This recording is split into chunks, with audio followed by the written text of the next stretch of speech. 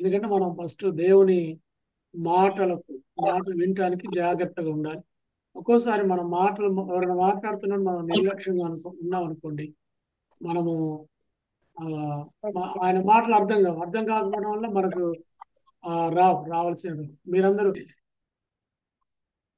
మనం స్పష్టంగా వినకపోతే మనకొచ్చే మేలు రాకపోవచ్చు, లేకపోతే మనం ప్రమాదంలో పడవచ్చు సరిగ్గా వినకపోతే. రైట్. ఈరోజు 117వ కీర్తన. 117వ కీర్తన ఇది బైబిల్ అంతట్లో చాలా చిన్న కీర్తన. రెండే రెండు వచనాలు ఉన్నాయి. ఇది చాలా చిన్నది. అందులో ఫస్ట్ మాట మనల్ని చాలా బలంగా మన కొరకే రాయబడినట్టుగా చూస్తాము. చిన్న కీర్తన కానీ పెద్ద భావాలతో కూడిన కీర్తన. మన ఆయన మన పట్ల ఆయన కృప హెచ్చుగా ఉన్నది. అది మన పట్ల ఆయన కృప హెచ్చుగా ఉన్నది. చాలా చాలా మన పట్ల ఆయన కృప ఉన్నది. ఎందుకంటే మనం చేసిన దుష్కార్యాలు, అబద్ధాలు, మోసాలు, లేకపోతే మనకు తెలియకుండానే మన జీవితంలో మన హృదయంలో పెరుగుతున్న ప్రతి ప్రాచీన స్వభావానికి దేవుడు మనలను మరణానికి అప్పచెప్పకుండా దేవుడు మనకు క్షేమం ఇచ్చాడు. అది హెచ్చుగా లేదా ఆయన కృప మన పట్ల. మనం క్షేమంగా ఉన్నామంటే ఎప్పుడో మనం వెళ్ళిపోవాలి మన క్రియలను బట్టి. కానీ దేవుడు మన పట్ల దీర్ఘశాంతం చూపిస్తున్నాడు అంటే ఆయన ఆ కృప ఎంత హెచ్చుగా ఉందో. దావీదు అంటాడు, ప్రభువా నన్ను ఇంతగా హెచ్చించుటకు నేను ఏ పాటి వాడను. ఒక గొర్రెల కాపరి యుద్ధంలో గెలిపించాడు, రాజుగా చేశాడు, సింహాసనం మీద కూర్చుండబెట్టాడు. ఆయన కృప ఎంత హెచ్చుగా ఉందో చూడండి. Okay, right. మరి చిన్నదే కదా అని మనం నిర్లక్ష్యం చేయదు. ఏదైనా చిన్నదే కదా. నిన్న రాణి మేడం గారు ఆమె పాపం కళ్ళు తిరిగి ఒక్క నిమిషమే పాపం కింద పడిపోయింది, మంచం మీద పడిపోయింది. ఆమె అంటుంది, ఇప్పుడు బాగుందమ్మా అంటే బాగుంది, అయినా నేను టెస్ట్ చేసుకుని వెళ్తున్నానయ్యా అంటుంది. అదేంటి అమ్మా ఒక్క నిమిషం కదా ఏం కాదులేండి అంటే, లేదయ్యా చిన్నదిగా నిర్లక్ష్యం చేస్తే ఎలా, చూయించుకోవాలి అంటుంది. సో ఆ చిన్నదే కదా అని మనం ఎప్పుడు నిర్లక్ష్యం చేయొద్దు. చిన్న గాయమైన చిన్న గాయమైన దానికి పెద్ద ట్రీట్మెంట్ చేయాలి. వైద్యులకు బాగా తెలుస్తుంటుంది. ఆ టెస్ట్లన్నీ చేసిన తర్వాత పెద్ద రిజల్ట్ బయటపడుతుంది. ఒక్కోసారి చిన్నదే కదా అని చాలా మంది నిర్లక్ష్యం చేస్తారు. నిర్లక్ష్యం వహించొద్దు. నిర్లక్ష్యం కాకుండా చిన్నదైనా ఆ పెద్ద ట్రీట్మెంట్ చేయాలి. చిన్న గాయమైనా కానీ ఈ రోజుల్లో మరి మంచి ట్రీట్మెంట్ తీసుకోవాలి. ఒక ట్రీట్మెంట్ తీసుకోవాలి. మొన్న నేను పడ్డాను కదా, పడ్డప్పుడు ఏముందిలే అనుకున్నాను, కానీ ఏముంది లేదా అంటే అవటానికి వీల్లేదు. మీరు ఖచ్చితంగా ఒక టీటీ ఇంజెక్షన్ ఇచ్చుకోండి అని సలహా చెప్పారు చాలా. సో అలాగ చిన్నదైనా కానీ దాన్ని మనం నిర్లక్ష్యం చేయొద్దు. సో చిన్నవి ఏమేమి ఉన్నాయో బైబిల్లో నేను మీకు చెప్తాను, వీళ్ళని వారు రాసుకోండి. మీరు చూస్తూ ఉండండి. మీరు చిన్నవే కదా అని మనం నిర్లక్ష్యం చేయకుండా చిన్న వాటిని మనము పెద్ద వాటిగా మనం భావించి చూడాలి. చిన్నదే కానీ పెద్ద ఆశీర్వాదాలు వస్తాయి. చూడండి, అందరి కండ్లు ఎలా ఉంటాయంటే పెద్ద వాటినే చూస్తాయి. కొన్నిసార్లు పెద్దవాటి కంటే చిన్నవే ఘనమైన పనులు కూడా చేస్తాయి. చిన్నవే ఘనమైన పనులు చేస్తాయి. వాటి ద్వారా గొప్ప మేలు కూడా ఉంటుంది. చిన్న సమాచారం పెద్ద ఆశీర్వాదాన్ని ఇస్తాయి. అలాగే చిన్న బంగారం ముక్క ఎవరైనా వదిలిపెడతారా? చిన్న బంగారం ముక్క ఇంట్లో ఎక్కడ పోయిందో దొరికిందాక నెమ్మది ఉండదు, అన్నది లేదు. చిన్నదే కదా అని వదిలేదు. సో ఆ అమ్మాయి కూడా 10 వెండి నాణ్యాలు ఒక్కటే నాణ్యం పోగొట్టుకుంది, అయినా వదిలిందా? లేదు. అలాగే చిన్నవి కూడా మనకు అధిక సంతోషాన్ని కలిగిస్తుంటాయి. కాబట్టి ఇది చిన్న కీర్తనే కదా అని దీన్ని మనం నిర్లక్ష్యం చేయొద్దు. చిన్న పాపమే కదా అని నిర్లక్ష్యం చేయొద్దు. ఆ చిన్న బావే కదా, చిన్న పాపే కదా అని వారిని కూడా నిర్లక్ష్యం చేయొద్దు. ఓకే, ఒక 4 విషయాలు ఈరోజు నేను మీతో పంచుకుంటాను. నెంబర్ 1, చిన్నవాడే కానీ మంచి పని చేశాడు. ఆయన ఎవరు అంటే పౌలు యొక్క మేనల్లుడు. అపోస్తుల కార్యాలు 23వ అధ్యాయము 16వ వచనంలో ఇలాగున రాయబడింది. 23, 16 వచనం చదవండి. ఎవరైనా బైబిల్ రెడీగా పెట్టుకోవాలా? అయితే ఆ, అయితే జ్యోతిష్. పౌలు మేనల్లుడు వారు పొంచి ఉన్నారని విని వచ్చి ఆ, కోటలో ప్రవేశించి పౌలుకు ఆ సంగతి తెలిపాను. చా- చూడండి. ఆ సంగతి తెలిపాను. అప్పుడు పౌలు ఆ, శతాధిపతులలో ఒకనిని ఆ, తన యొద్దకు పిలిచి, ఆ, ఈ చిన్నవానిని సహస్రాధిపతి యొద్దకు తోడుకొని పొమ్ము. ఆ, ఇతడు అతనితో ఒక మాట చెప్పుకొనవలెనని ఉన్నాడనెను. ఉమ్. ఆ మాట. శతాధిపతి చాలా. ఇక్కడ చాలు. చూడండి. ఆ పౌలు పౌలు మేనల్లుడు పౌలు మేనల్లుడు ఒక సమాచారం తీసుకొచ్చాడు. పౌలు విడిపించడానికి, పౌలుకు మేలు చేయడానికి. అతడు పౌలుపై కక్ష కట్టిన యూదుల సంగతి చెప్పకపోతే పౌలు బతికేవాడే కాదు.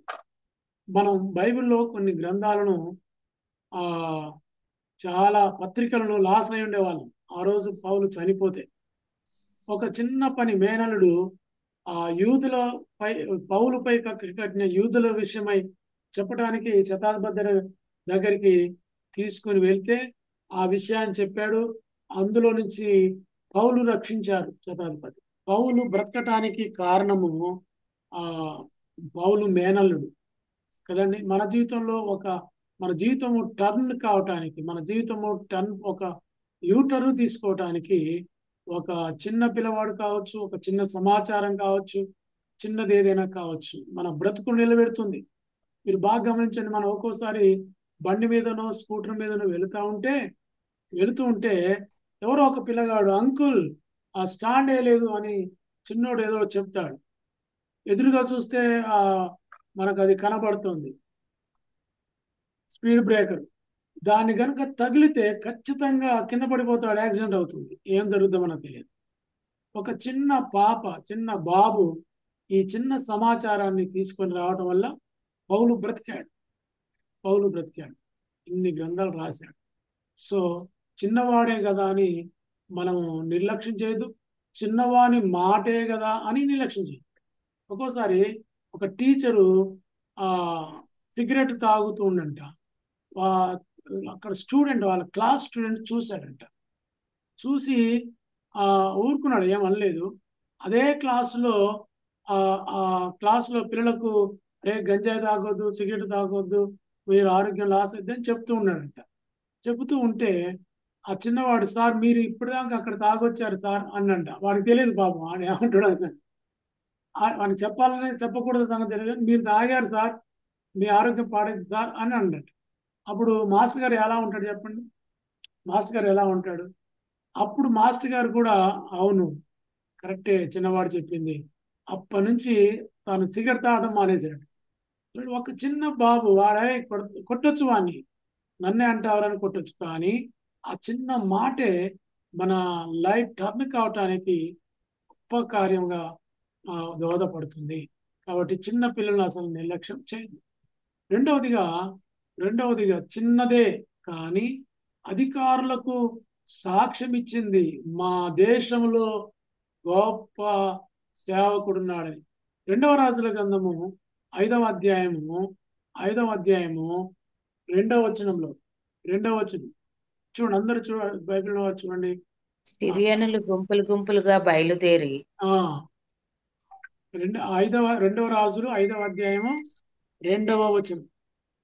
అదే గారు ఆ సిరియనులు అందరికీ. గుంపులు గుంపులుగా బయలుదేరి ఆ ఇశ్రాయేలు దేశం మీదకి పోయి ఉండేది. ఆ వారచ్చట నుండి ఒక చిన్నదానిని చెరగొని తేగా ఆ అది నయమాను భార్యకు పరిచారము చేయుచుండెను. ఉమ్, అది షోమ్రోనులో ఉన్న ప్రవక్త దగ్గర నా ఏలిన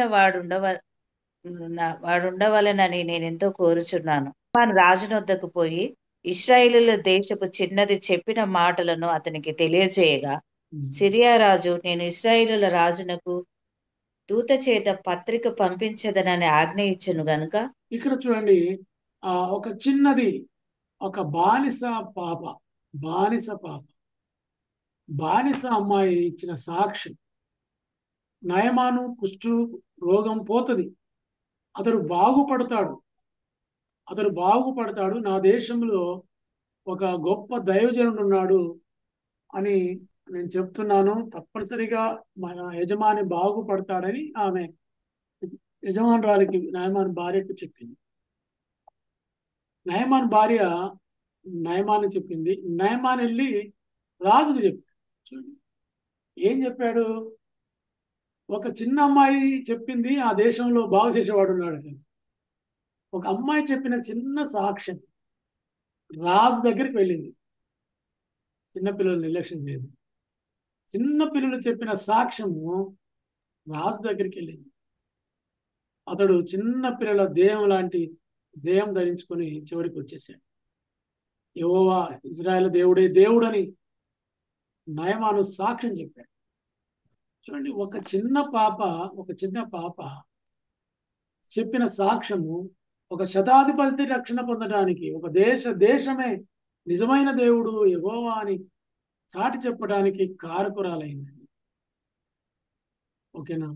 ఒక బానిస పిల్ల నేనెందుకు చెప్పాలి, ఈ శుభ సమాచారం నేనెందుకు చెప్పాలి, ఇతడు మమ్మల్ని చెరపట్టి తీసుకొని వచ్చాడు, వీళ్ళు దుర్మార్గులు, దుష్టులు, వీళ్ళు సాతాను సంబంధులు, వీళ్ళకు వాక్యం తెలియదు, దేవుడు తెలియదు, వాళ్ళ మీద సనగలేదని వారికి తెలియదు.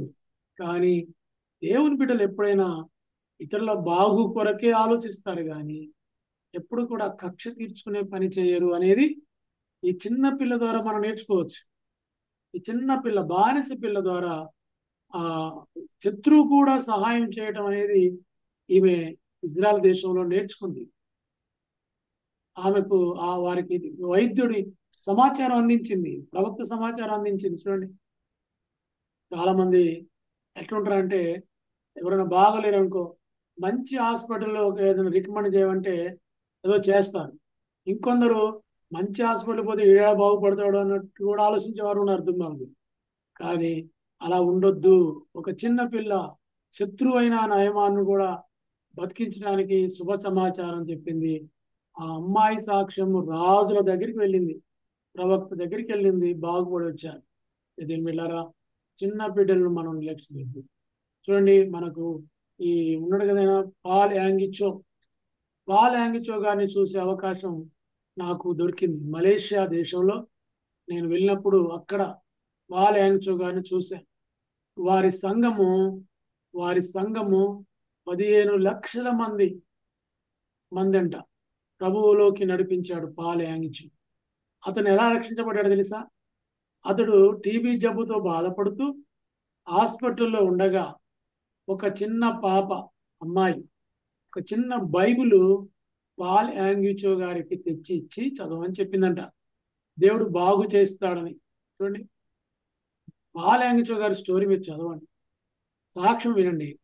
పాల్ యాంగిచో గారు టీబీ జబ్బుతో బాధపడుతూ హాస్పిటల్ ఉంటే ఒక చిన్న అమ్మాయి ఒక చిన్న బైబిల్ తీసుకుపోయి ఆయనకి ఇచ్చిందంట.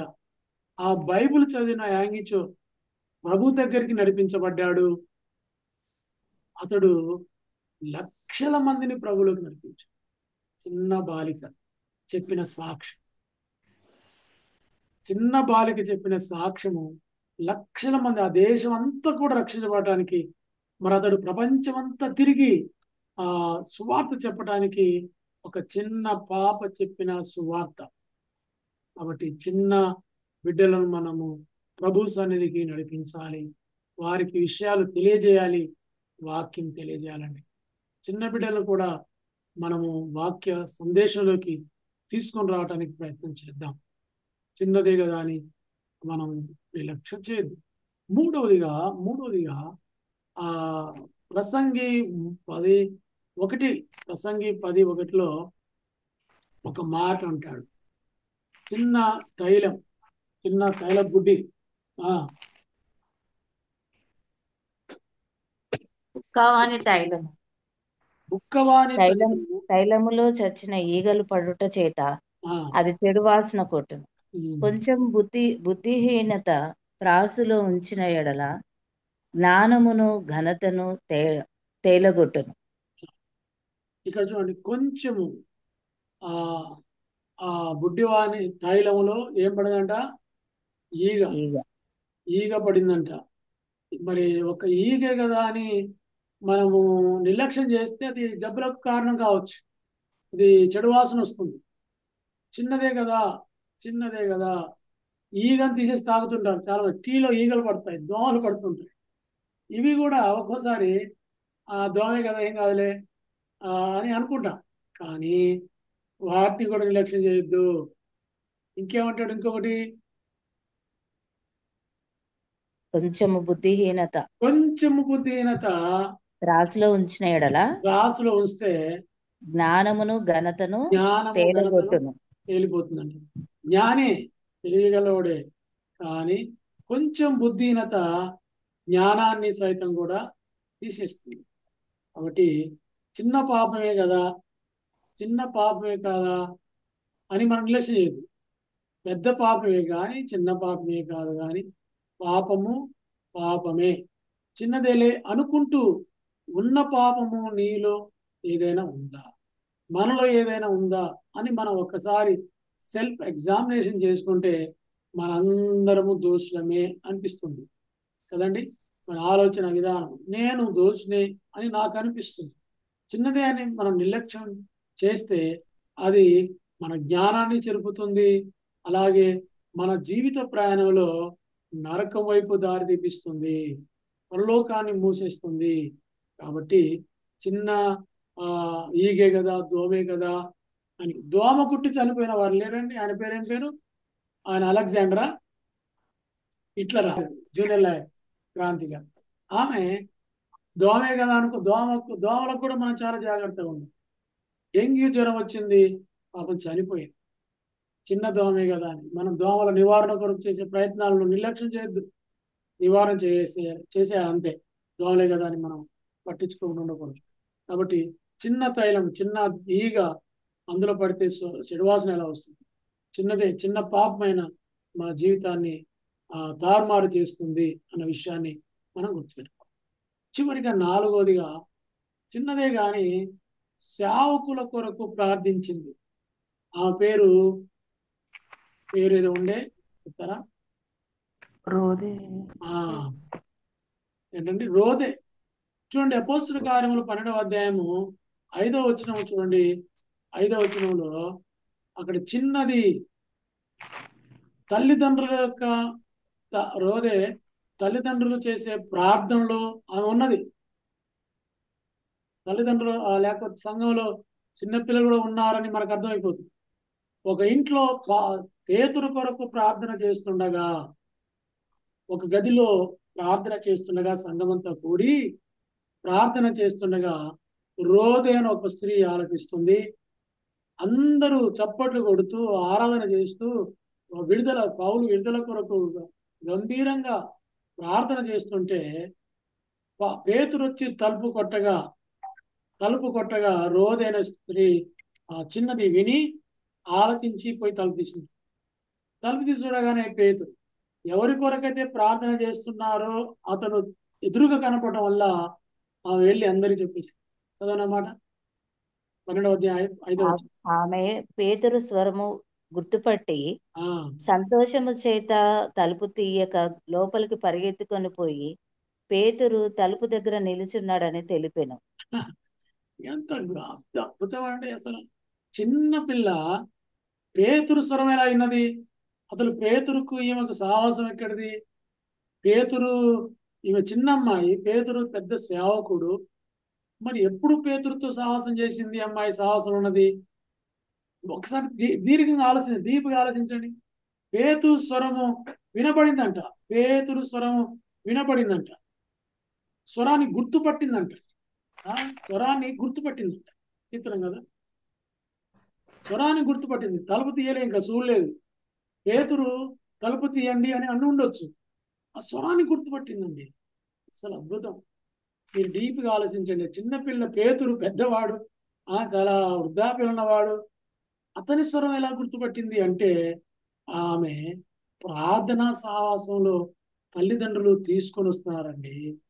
అది ఎక్కడ ప్రార్థన ఉంటే అక్కడ, ఎక్కడ ప్రార్థన ఉంటే అక్కడ. ఇప్పుడు 5 గంటలు అయింది, మన పిల్లలు పడుకొని ఉండొచ్చు. మీ పిల్లలు కదా, ఒకవేళ మీ పిల్లలు పడుకొని ఉండవచ్చు. ఒకవేళ పడుకొని లేండి అని కూడా మీరు కూడా కొంచెం అలసియచ్చు, లేపడానికి అయిష్టంగా ఉండొచ్చు. కానీ మీరు ప్రయత్నం చేయండి. పిల్లలు కూడా ప్రార్థనలో పార్టిసిపేషన్ ఉండటానికి మీరు దోహదపడండి. రేపనాడు మీ మీద ఆ నింద ఉండకుండా మా నాన్న ప్రార్థనకు తీసుకుపోడండి, మా నాన్న ప్రార్థనకు లేపలే, మా నాన్న మా అమ్మ ప్రార్థన నేర్పలే అని అంటే రేపనాడు నీ తల ఎక్కడ పెట్టుకుంటావు?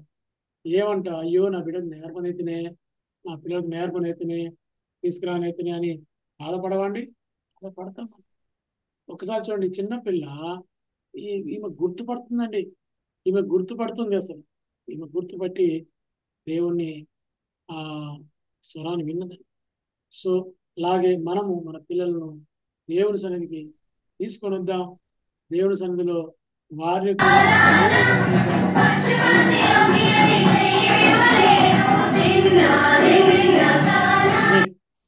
ఆమె ఏ ఒక్కరూ మిస్ కావద్దు.